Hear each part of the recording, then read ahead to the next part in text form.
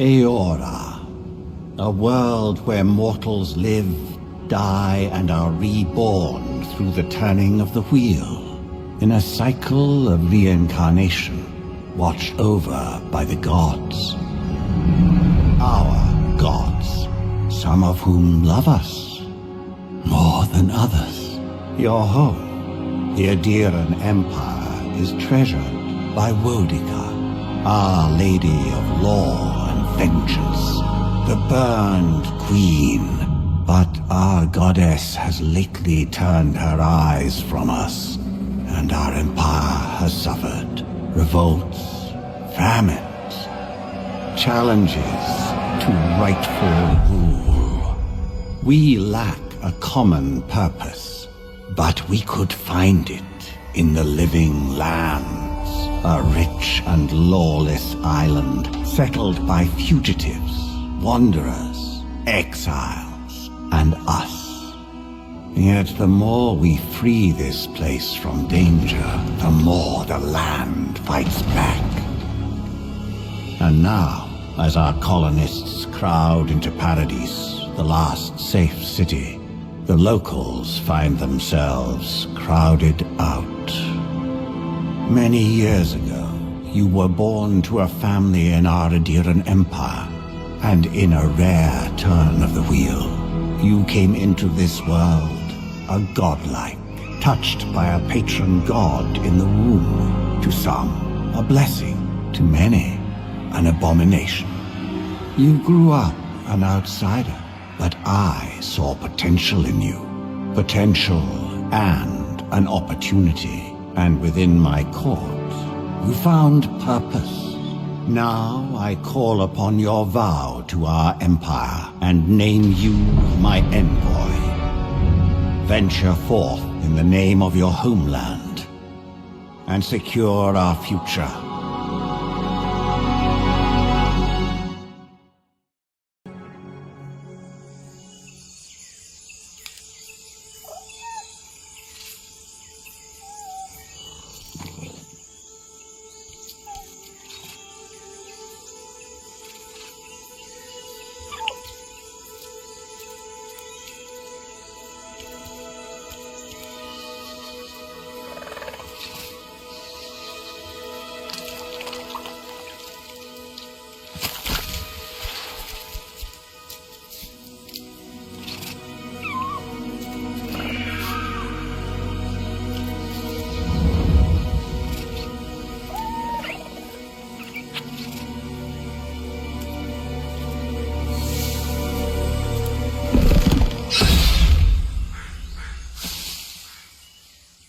What do you know of the living lands?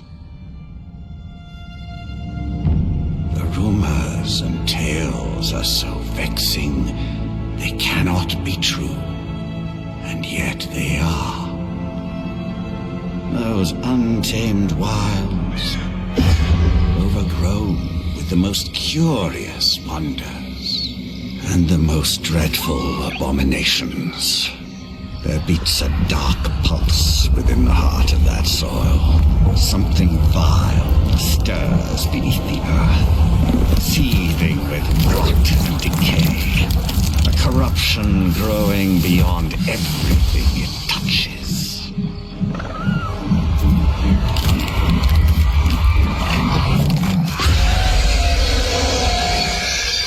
Its foul tendrils reach towards us, to lash out at the Empire itself.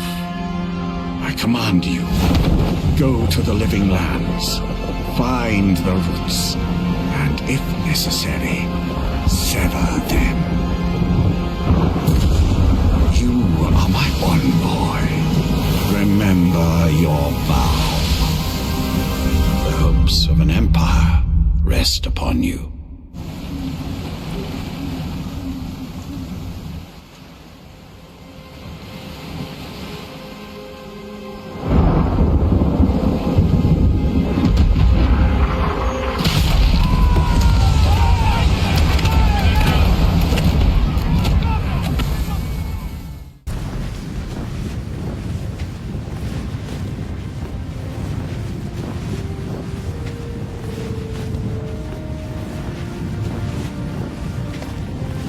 Wherever Ludwine is now, she must be seething. Of course, we'd be happy to kill her again, if needed. She's done. But we're not. Whatever's next, we'll face it. Together. Gods, you're all gonna make me sick. But carry on. Unraveled at last. We no longer feel her wire against our flesh. We are free always. We are free forever. Silence falls over Paradis, as though the city is holding its breath. Then you hear it, the ringing of a distant bell, the waving of banners, and cheers of victory. After a short and bloody conflict, the dust has finally begun to settle. You feel Sapadal close to your thoughts, stirring with interest. The god of the living lands is observing this moment, unfettered by confusion or fear. For the first time in centuries, they understand. The Paradis militia rallies to you, the outsider who defended them in their hour of need. Whatever happens next, you have won their confidence. You take a moment to reflect on the calm. Not so long ago, you arrived at these shores on a simple errand, which turned out to be anything but simple. The dream scourge is over, and the island has been cleansed of plague. A time of healing and mourning follows. People look to you for answers about the source of the affliction. You tell them the truth, how the plague came from a power beyond mortal understanding, and how it is finally at peace. The Living Lands is now a colony of the Adiran Empire. New governments replace the old, and imperial law reigns over the frontier. An age of order and discipline is just over the horizon. The rebels of Paradis are not so fortunate. Over the years, more of their hidden sanctuaries are rooted out by the Emperor's soldiers, until they have nowhere left to run. They flee, or perish. The refugees of Emerald Stair resettle in Thirdborn, bringing their skills and research to aid the local community. What starts as an uneasy partnership blossoms into a bond of trust. Through shared adversity, they find common ground.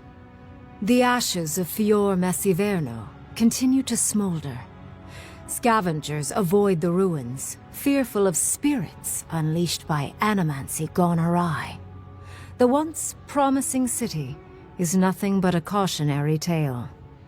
The people of Shatterscarp find themselves caught between two sides, with Adirans keeping rule over the colony, and Dream Thralls still stalking the hills. Despite the steady flow of Adiran goods, some Thirdborners leave the city, trusting their chances with monsters more than those with an empire. The ones who remain watch with wariness and patience, waiting to see if Adir might let down its guard. For a brief but hopeful moment, Solace Keep opens the fortress doors to the new rulers of the Living Lands, allowing Adirans to come and go as they please. But the peace does not hold. Lacking patience for the Empire's unyielding demands, Mihala shuts the doors once again, issuing a warning. Those who trespass in Solace Keep will not leave alive. The Adirans waste no time gathering their forces, for an example must be made. For the first time in many years, Kai feels an agreeable restlessness.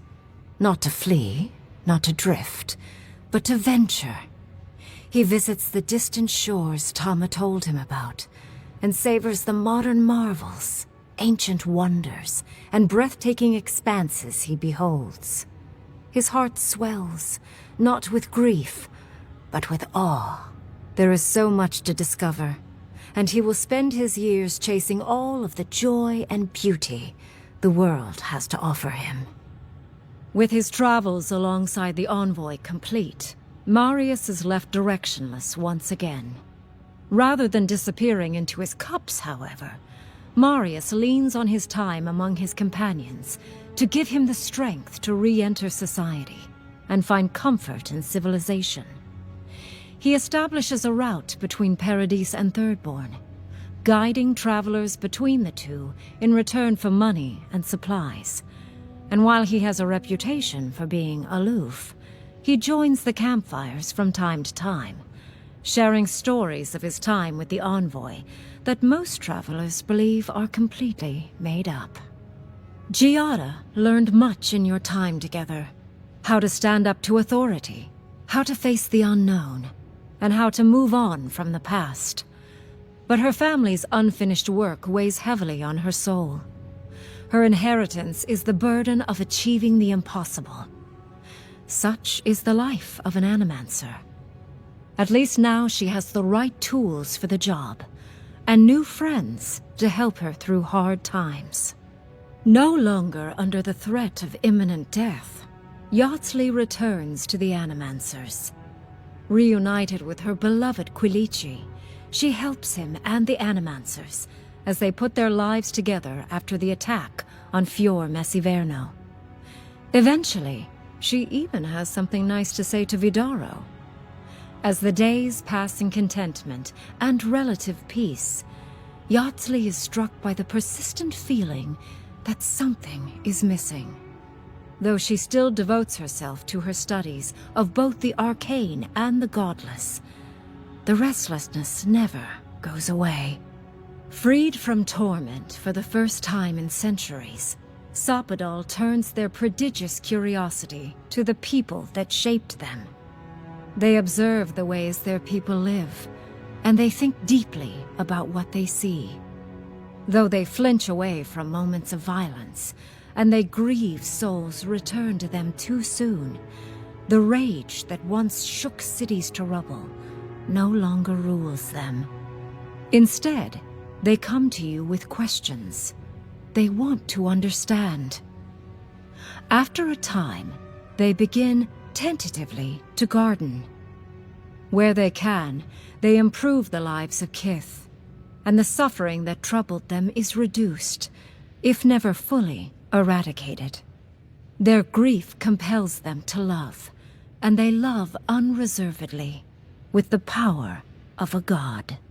Sopadal has questions about what happens tomorrow, and the day after. You do your best to keep them calm, until the voice in your head is little more than a polite whisper. After everything you've been through, you don't mind the company.